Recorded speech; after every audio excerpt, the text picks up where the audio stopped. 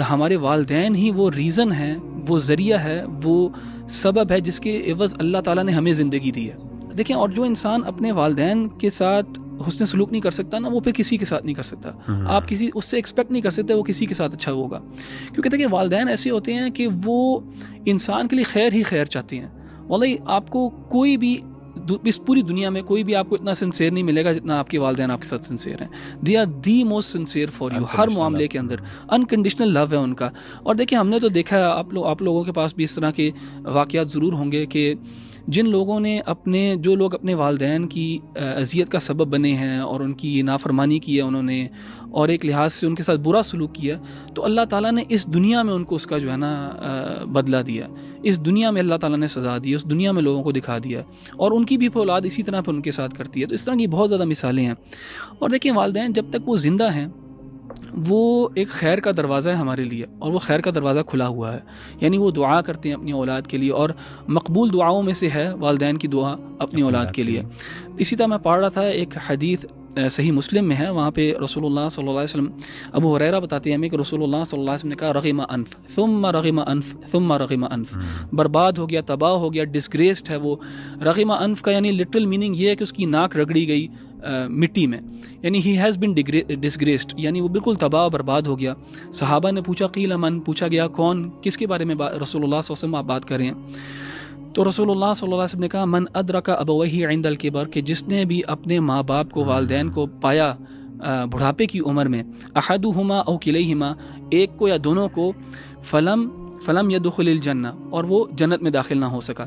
یعنی he found his parents in old age, and پھر ان والدین کی خدمت نہ کر سکا اور اللہ تعالیٰ کی جنت نہ کما سکا. یعنی یہ اتنا آسان عمل تھا اس کے لیے کہ والدین کی خدمت کرتا ہے اس عمر کے اندر اور اللہ تعالیٰ کی جنت پا سکتا. دیکھیں ہمارے بھی ہاں بھی نا نوجوان بھی، ٹین ایجر اسپیشلی، ان کا بڑا لو تھریش ہولڈ ہوتا ہے آف پیشنس والدین کے ساتھ. ایک دم چڑ کے بات کرتی ہیں، غصے سے جواب دیتی ہیں، بدتمیزی کرتی ہیں. ہمیں ہمیشہ اپنے آپ کو ریمائنڈ کرنا چاہیے کہ یہ کون ہے، والدین کون ہے، کیا ان کی کیا سیکریفائس ہے ان کا ہمارے لیے. آپ اگر سوچیں، خود بیٹھ کے کبھی انسان سوچے کہ والدین بوتھ مدرز اینڈ فادرز کتنا سیکریفائس کرتے ہیں اپنی اولاد کے لیے. اور یہ جب آپ کی خود اولاد ہوتی ہے نا، تب آپ کو صحیح میں ریئلائز ہوتا ہے کہ دونوں پیرنٹس، بوتھ پیرنٹس جو ہیں کتنا اپنی اولاد کے لیے سیکریفائس کرتے ہیں. تو ہمیں نا ہمیشہ یہ بچوں کو خاص طور پہ ٹین ایجرز جو ہیں ان کو ہمیشہ یہ یاد رکھنا چاہیے کہ نہ صرف اللہ سبحانہ وتعالیٰ نے اتنا اونچا مقام دیا والدین کو، لیکن just think about what they have done for you. اور اسی طرح قرآن میں سورہ لقمان میں بھی آیا نا، حملتہ امہ وہنا علی وہن، یعنی اس کی ماں نے اس کو ڈیفیکلٹی اپون ڈیفیکلٹی پہ کیری کیا. یعنی جب عورت پریگننٹ ہوتی ہے کتنے زیادہ ایشوز اس کے ساتھ ایسوسیٹ ہوتے ہیں. اس کو مارننگ سکنس ہوتی ہے، وامٹنگ ہوتی ہے، مائگرینز ہوتی ہیں، پرابلمز ہی پرابلمز ہوتی ہیں.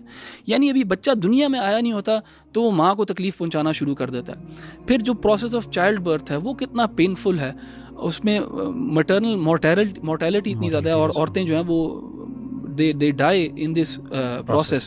اتنا ڈیفیکلٹ پروسیس. اور یہ صرف اللہ تعالیٰ نے عورت کو اسٹرینتھ دی ہوئی کہ وہ یہ کام کر سکتی ہے کہ وہ زندگی کریٹ کر سکتی ہے ایک لحاظ سے اللہ تعالیٰ کی اذن سے.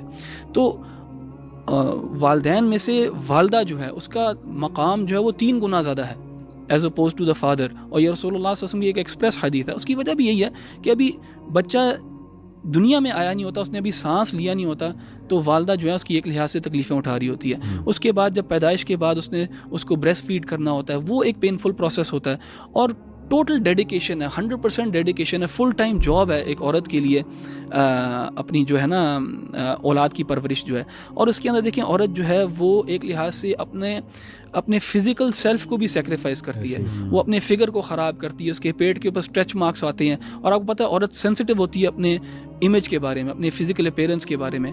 سب چیزیں، سب یہ قربانی کس کے لیے کرتی ہے؟ اپنی اولاد کے لیے. اور یہی اولاد ہے جو پہ سینہ تان کے بات کرتی ہے، یہی ہے جو آگے سے بدتمیزی کرتے ہیں. اور ٹھیک ہے سب سے غلطی ہو جاتی ہے، ہم سب we have all been in these places, لیکن ہمیشہ اپنے آپ کو ریمائنڈ کرائیں کہ اللہ تعالیٰ نے کیا مقام رکھا ہے والدین کا.